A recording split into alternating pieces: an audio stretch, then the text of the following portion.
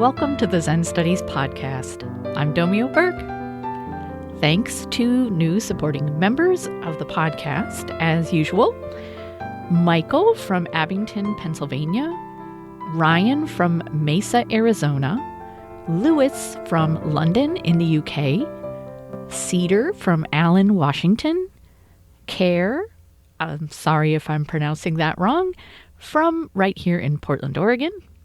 Alex from Melton in the UK, Tovi from Oslo, Norway, and Jeffrey from Arlington, Virginia. I couldn't do this podcast without your support. And just a reminder that you can join me for live practice, zazen, chanting, talks and classes, retreats, sangha meetings, etc. online. Just visit brightwayzen.org. There's a link on the Zen Studies podcast website as well. And just join us sometime.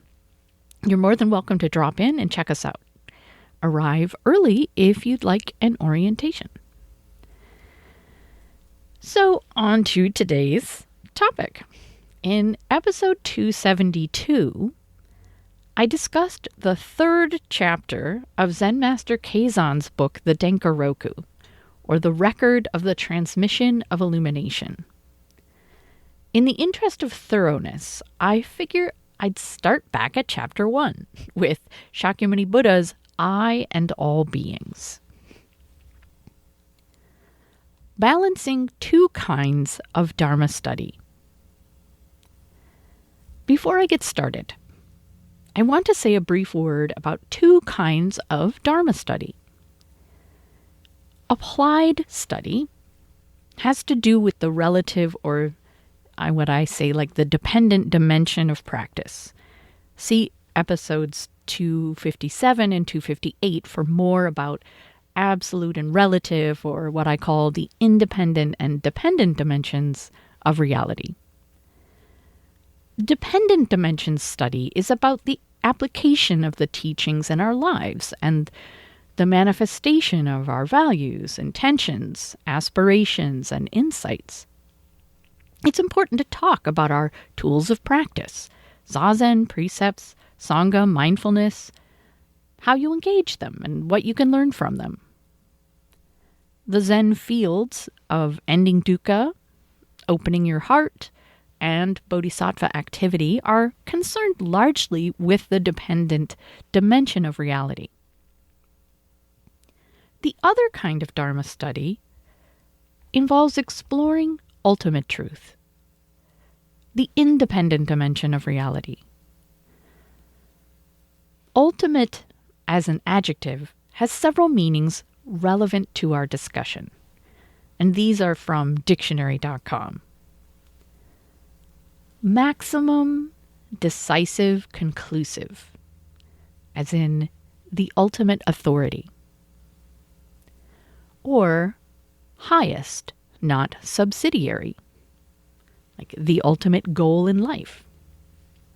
Or basic, fundamental, representing a limit beyond which further progress, as in investigation or analysis, is impossible, as in the ultimate particle.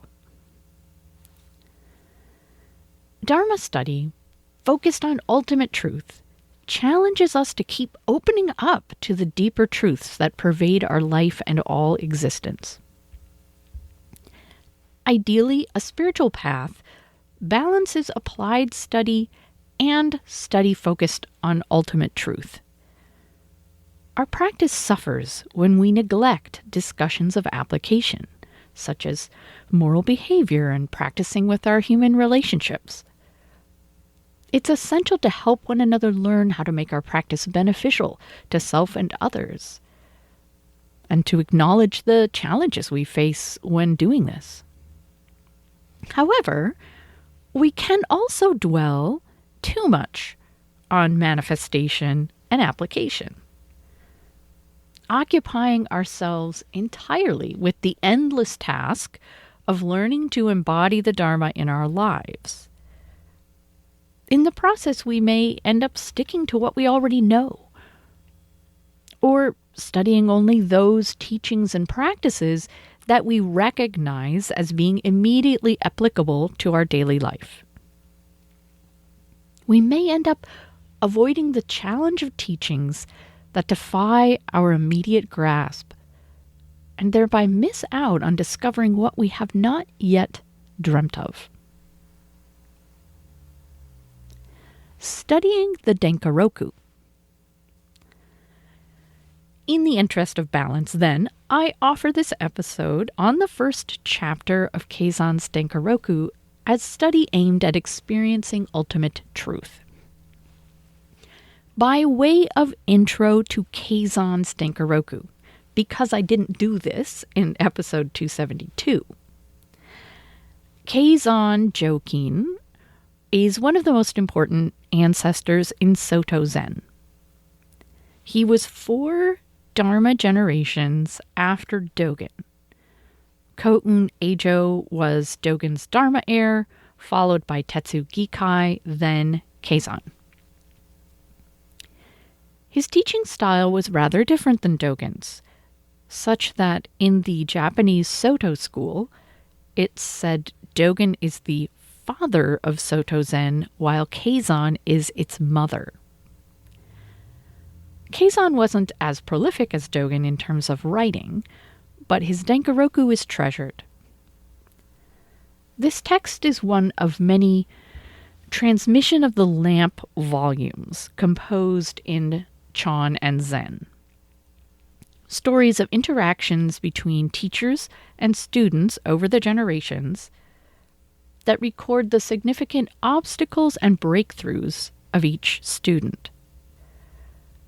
The Denkoroku tells the story of each Dharma ancestor in Keizan's lineage, starting with Shakyamuni Buddha and going all the way to Koun Eijo for 53 stories in all.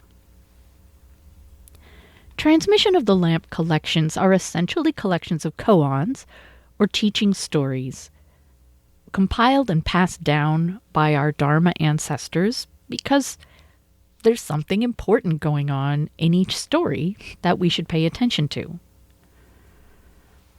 Sometimes the significance of the stories, interactions, imagery, or the language employed in them may seem rather obscure or baffling.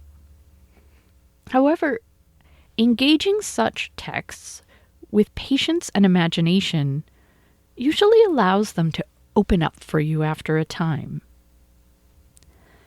T. Griffith Folk is the editor-in-chief of the translation of the Denkoroku I will be using, and he says this in a section of the book's introduction about the translation. And I include such a long quote here because it so beautifully captures what I have often tried to communicate about Zen literature. So Folk says, quote, "The literature of Chan or Zen, including the writings of the Soto school ancestors Dogen and Keizan, is rightly famous for its witty, paradoxical, and often confounding use of language. Zen masters employ such linguistic devices, it could be said, to make us realize the inherent limitations and pitfalls of language itself, especially when we use it to grasp what is ultimately real, a notion that itself is just another linguistic construct. There is a profound difference, however, between the rhetoric of Zen that plays with language in a clever and calculated way to induce insight, and language that is merely confused and nonsensical. Unfortunately, because readers of Chan and Zen texts are accustomed to sage remarks that appear to be non sequiturs, when they are confronted by the garden variety of nonsense, for example, the gibberish that results when mechanical translation is employed or quotation marks go missing, they are all too likely to chalk that up as normal for the language of Zen, which, they imagine, is not supposed to be comprehensible in the first place. Such a mode of reading, Zen Master Keizan tells us in the Denkoroku, is a serious mistake. He repeatedly exhorts his followers to strive meticulously to fully understand the Zen stories and sayings that he raises for their consideration. Implicit in that exhortation is the idea that they do, in fact, make sense. End quote. Of course, the sense that Zen texts make is not exactly the same kind of sense we're used to. As I've mentioned before on the podcast, it may be helpful to think of some Zen literature as describing a dream. Within the dream, things make sense, even though they may be drastically different than your waking reality, including the laws of physics, personal identity, or the way time works. Some dreams have profound significance, even if it doesn't work to take them literally or even to interpret them too logically. Within the world of a dream, you can ask yourself what it means that you can fly, or that a long-dead relative visits you, or that you realize, say, natural objects like trees or birds are a form of writing. When trying to understand particularly poetic Dharma texts, it's good to wrestle with the words, but also let go of your usual ways of trying to make sense of things. Translation used. I will be reading from a translation of the Denkoroku, or Record of the Transmission of Illumination, edited by T. Griffith Folk. This 2-volume text isn't cheap. It includes a glossary in a second volume, which is longer than the text itself, and it's available through the University of Hawaii Press for $85. However, the Sotoshu, Japanese Soto School, has made a PDF of the text with footnotes available on their website, albeit with a watermark. And there's a link to that on the Zen Studies podcast website, the page for this episode. So I won't read the entire chapter on Shakyamuni, but I'll share approximately half of the text with my reading interspersed with reflections. Shakyamuni's Spiritual Search and Awakening. This from the Denkoroku. Root case. Shakyamuni Buddha saw the morning star, awakened to the way, and said, I, together with the great earth and sentient beings, simultaneously attain the way. Pivotal circumstances. Shakyamuni Buddha belonged to the Suryavamsa clan in Western lands. At 19 years of age, he leapt over the palace walls at midnight, then cut off his hair on Dandanka Mountain. Thereafter he practiced austerities for 6 years. Then he sat on the Vajra seat, as spider webs formed between his eyebrows. A magpie's nest rested atop his head, and reeds sprouted up through his seat. Peacefully abiding, without moving, for 6 more years he sat erect. On the 8th day of the last month of his 30th year, when the morning star emerged, he suddenly awakened to the way, and his very first lion's roar consisted of the words that have just been spoken. That's the end of that quote. Setting aside for the moment the words Shakyamuni speaks upon his awakening, let's explore the significance of him leaping over the walls of his father's palace and taking up the life of a spiritual mendicant. At the core of our practice is a spiritual search.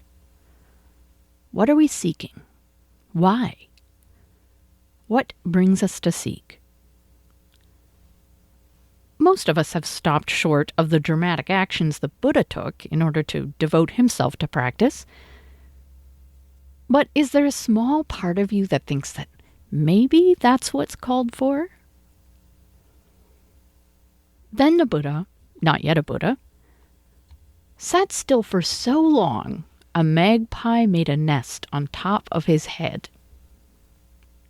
Have you witnessed how long it takes for a bird to build a nest? It comes and goes for the better part of a week, flying off to collect twigs or strands of hair and then spending a considerable amount of time weaving them into the nest. Presumably, Shakyamuni also let the magpie lay its eggs and raise its young on top of his head. Remaining so still, he never scared the birds away. What is so important that a person would do this?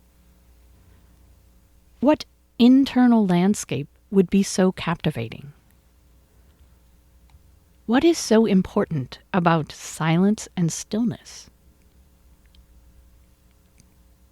After practicing austerities for 6 years, Keizan says the Buddha sat 6 more years and then let out his very first lion's roar or Dharma teaching.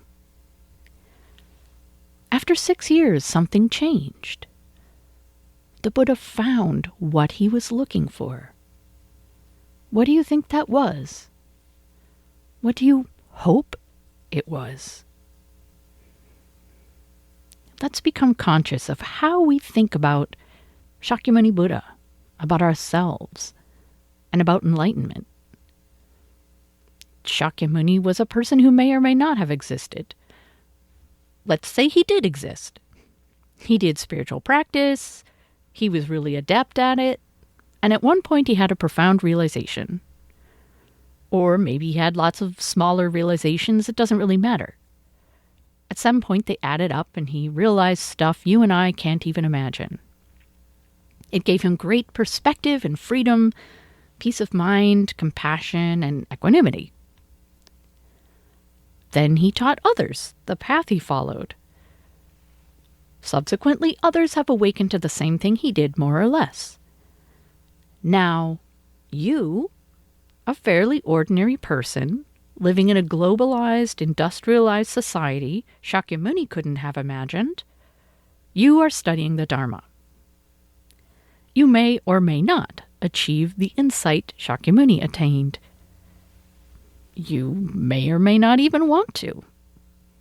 It's not a bad thing to think this way. Any piece of Zen can be useful. But if we want to challenge ourselves, to explore ultimate truth, to keep growing, we should examine what Keizan is saying.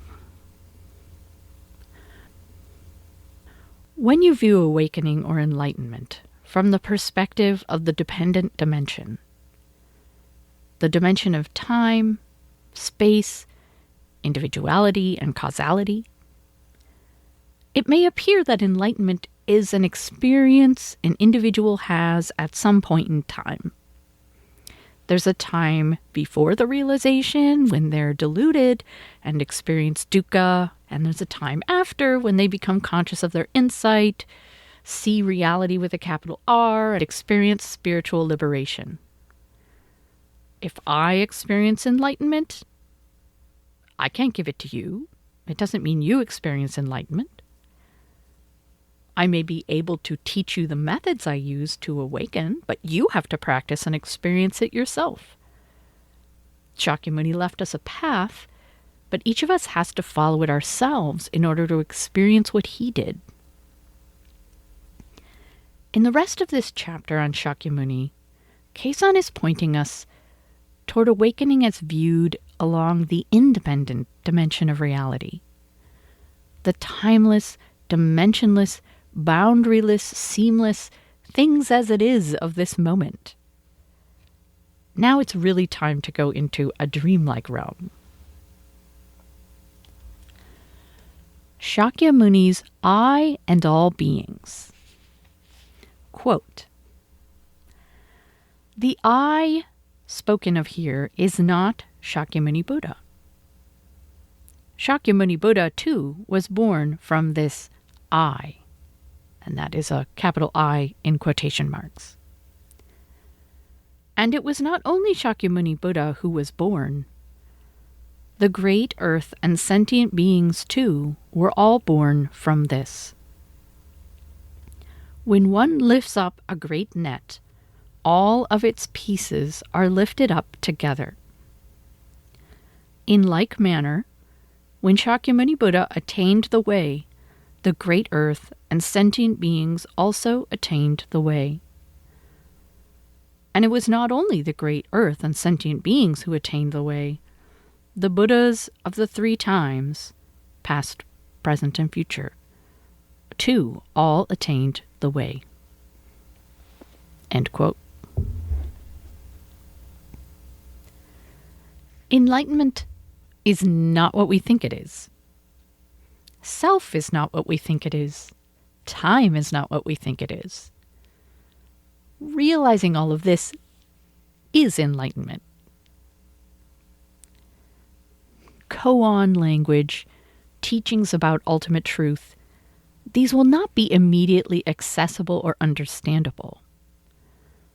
Often poetic and befuddling, the words point to something beyond or beneath the obvious. What is the meaning of Shakyamuni's words? I, together with the great earth and sentient beings, simultaneously attain the way. Maybe he's saying that by discovering a path upon his enlightenment, he has assured that everyone else can attain enlightenment eventually. So if you ignore separation in time, in a sense, everyone attains enlightenment together? No. Or, yes, in a sense. But that's too shallow an interpretation. What kind of thing can we share with all beings on earth? We know there's something, or we know there are infinitely many things. And yet as soon as we define such things, they become limited. Maybe we think, we all share aliveness or awareness. And yet Keizan speaks not only of sentient beings, but of the great earth. The earth is not aware the way a sentient being is. When we try to imagine what we might share with all beings, all being, we are still thinking of an I who is separate from all beings, from Buddha. Let's dream our way into the imagery.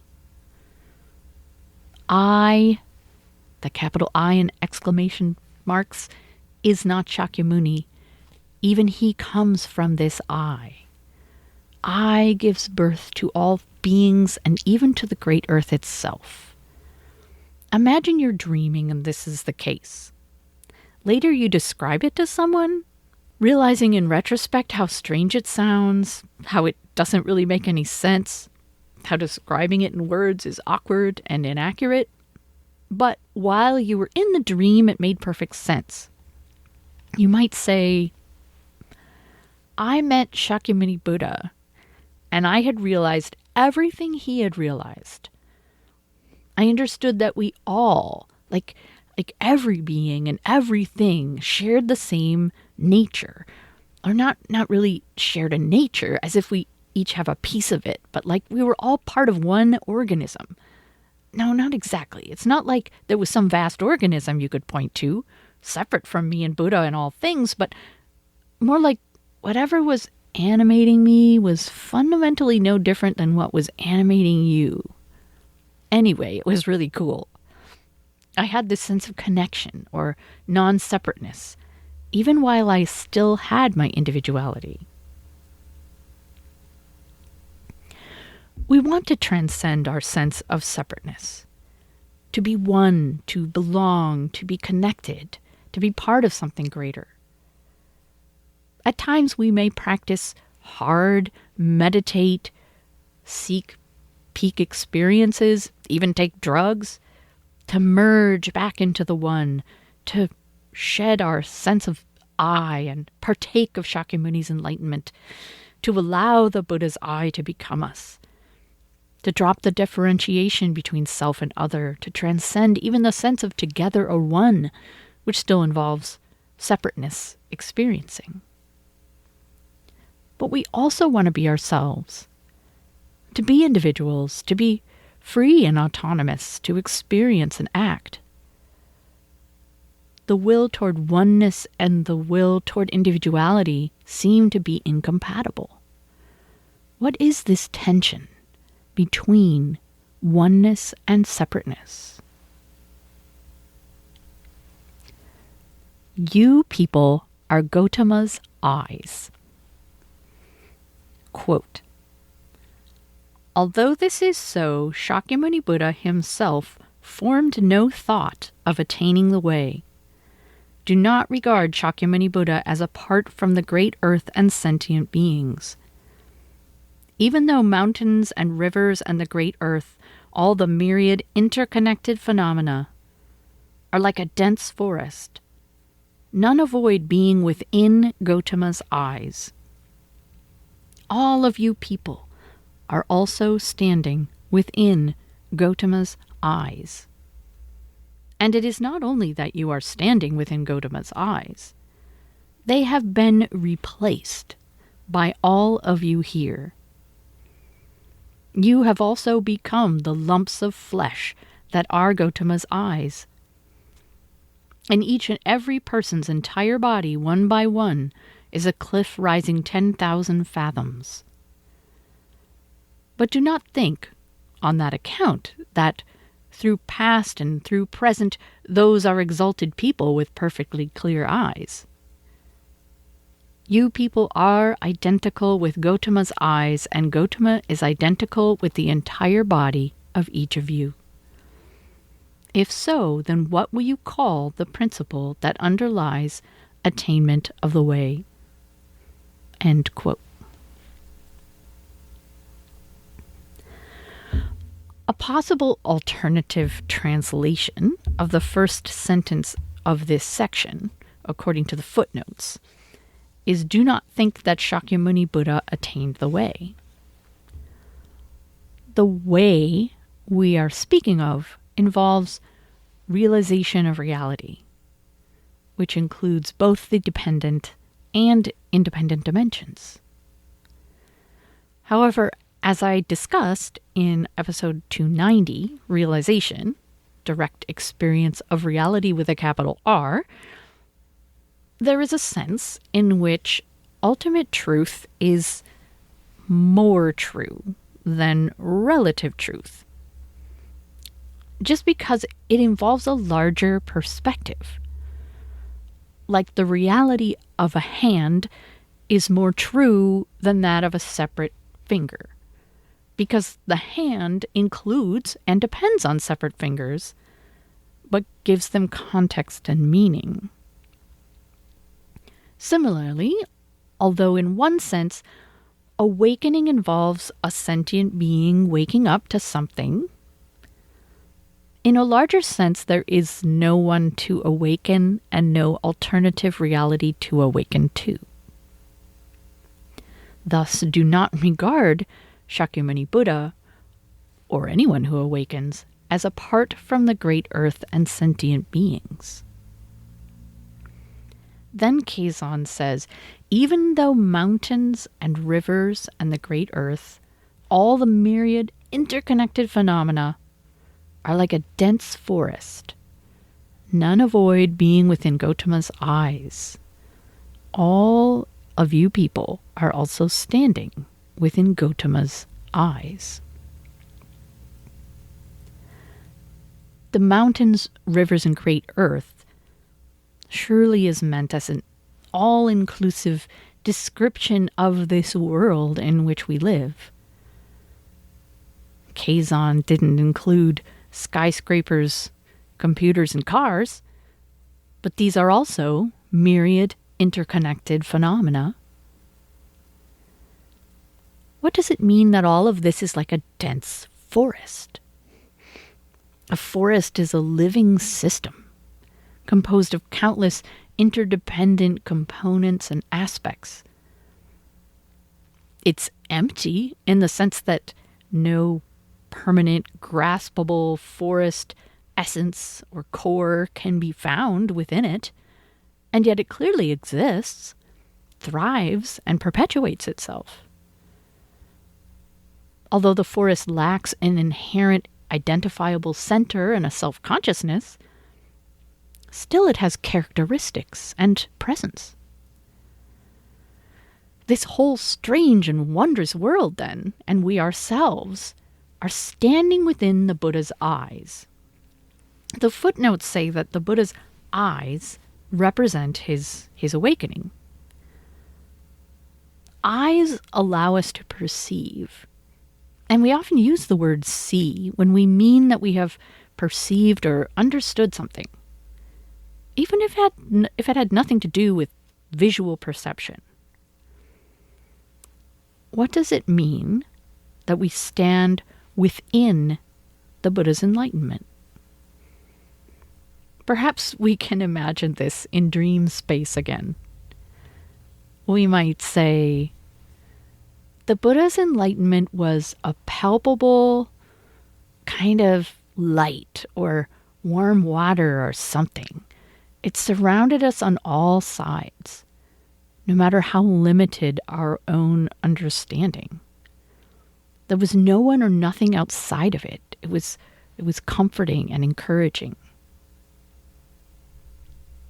But Keizan doesn't stop there. Not only are we standing within Gautama's eyes, those eyes have been replaced by all of you here. So he takes away our metaphor of being surrounded by the glow of Shakyamuni's enlightenment by reminding us that we are lumps of flesh and so are Gautama's eyes. We are abruptly brought down from the ethereal realms to our own bodies. If he hadn't been a lump of flesh, Shakyamuni would never have needed to awaken, would never have sought awakening, would never have attained this thing to which we aspire. If we weren't lumps of flesh, we couldn't practice or realize anything. Indeed, although we imagine awakening to be something that takes place in a transcendent realm far from the messiness of our everyday lives, nothing could be further from the truth. When you awaken, you become Gautama right within your human condition. You could continue your dream. Then my body was the Buddha's body.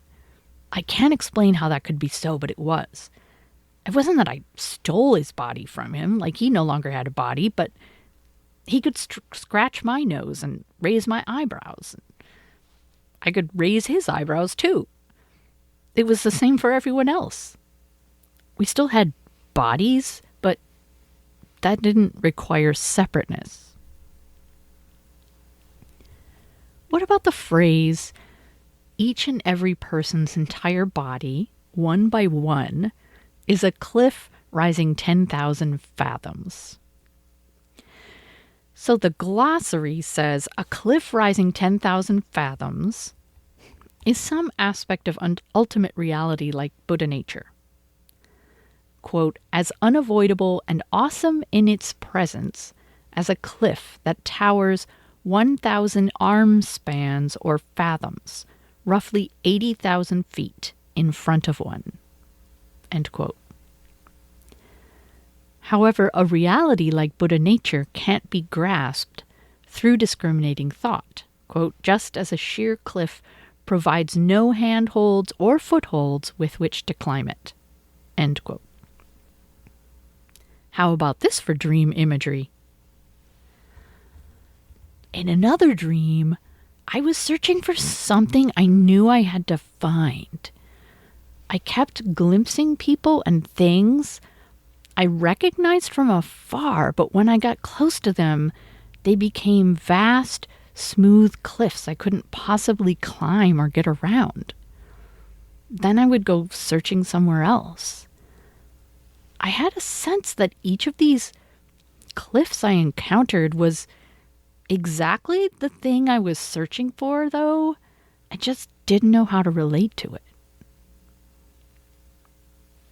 Note that even though there is a sense in which our very bodies are Shakyamuni's enlightenment, Keizan warns us not to think that we're all therefore exalted people with perfectly clear eyes. In other words, all of this non-separation does not automatically make us Buddhas or beings who have awakened to reality. This makes Keizan's next question to us quite poignant. What will you call the principle that underlines attainment of the way? The undying person in this hermitage. Quote, I and together with are not one thing, nor are they two different things. Truly the skin, flesh, bones, and marrow of you all are entirely together with. The Lord Master within the house, that is the I. It does not involve skin, flesh, bones, and marrow, nor does it involve the 4 primary elements or the 5 aggregates. To sum the matter up in words, if you wish to recognize the undying person within the hermitage, how could you possibly do so apart from this present bag of skin? This being so, you should not form an understanding of the great earth and sentient beings.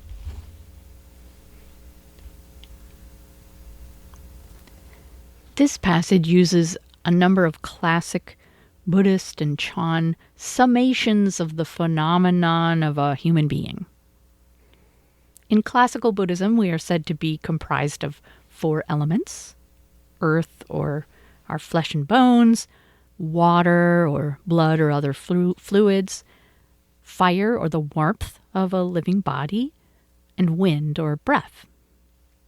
Or, alternatively, we are composed of 5 skandhas, or aggregates: physical forms, sensations, perceptions, mental formations, and consciousness.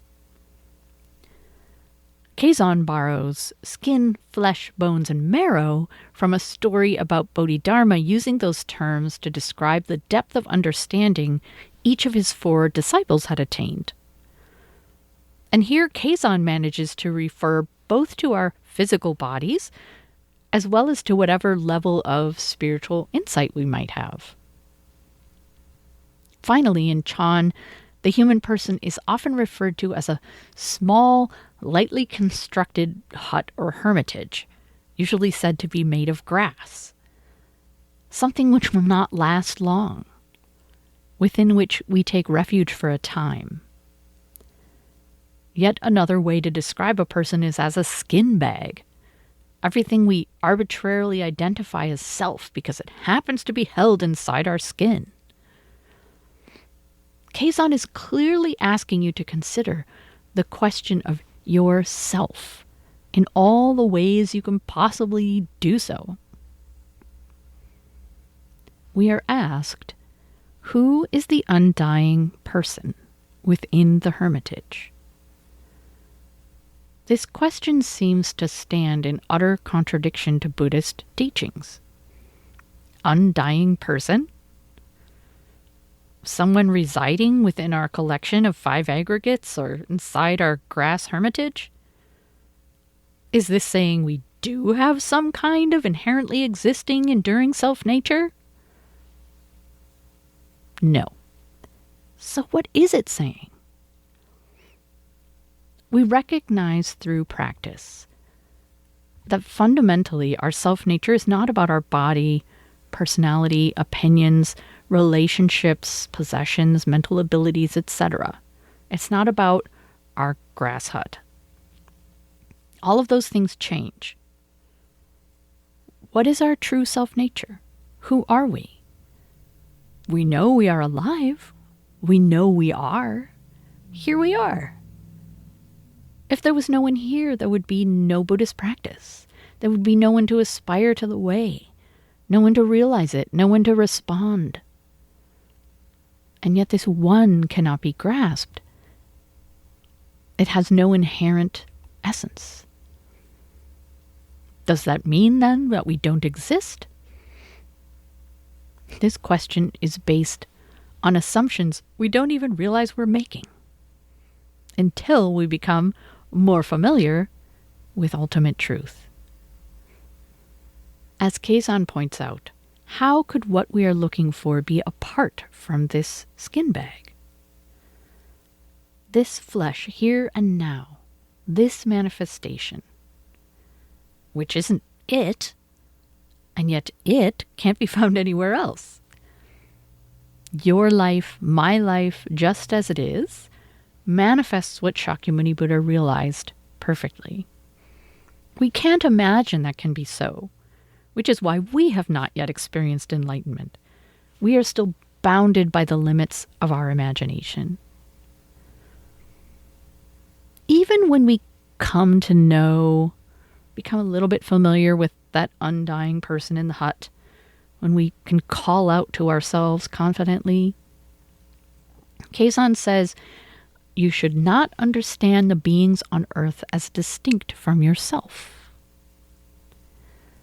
How can we inhabit this skin bag fully, looking for nothing beyond, allowing the undying person to manifest and act, and also make no distinctions between self and all beings?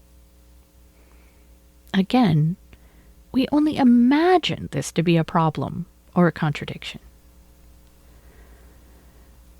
Near the end of his chapter on Shakyamuni Buddha, Keizan tells us, you should investigate horizontally and investigate vertically until, with 7 penetrations and 8 masteries, you clarify Gautama's place of awakening and understand attainment of the way by your own self. End quote. To investigate horizontally and vertically, according to the footnotes, means to consider from every possible angle. We like to imagine that Keizan's monks easily understood what he said, and that the next step on their path toward penetration and mastery was always clear to them. We imagine it's only because we're separated from Keizan by time and space and culture that we wonder what to do with the Dharma teachings he left us, and wonder constantly whether we are on the best path of practice. However, I'm willing to bet that Keizan's monks, on the whole, were every bit as confused as we are. Still, like us, some of them had the determination to keep on investigating, relentlessly, from every angle. So that's it for today. I will be back very soon with another episode. I hope you'll tune in. Thanks for listening.